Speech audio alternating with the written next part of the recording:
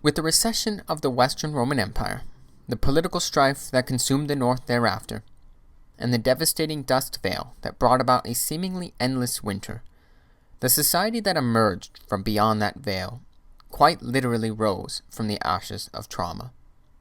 The North wasn't destroyed entirely, but it did change dramatically. For one thing, the once heavily divided landscape was now a bit emptier.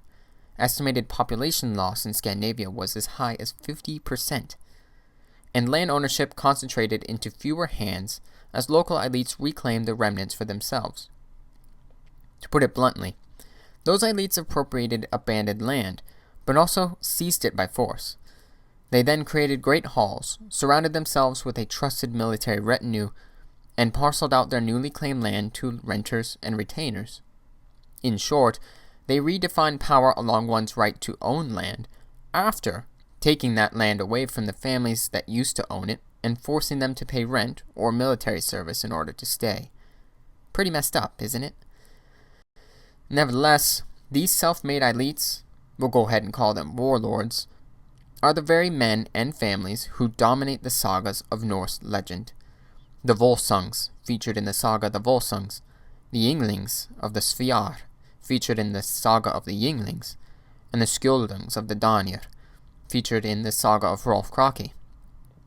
Love them or hate them, they're the ones that set the stage for the Scandinavia of the Viking Age.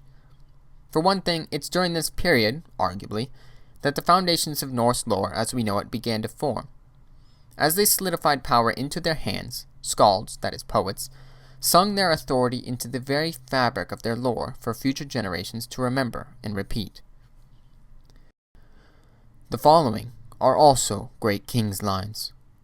From Yngvi, whom the Ynglings are descended from Skjold, whom the Skjoldungs are descended from Volsung and Francia, they are called the Volsungs.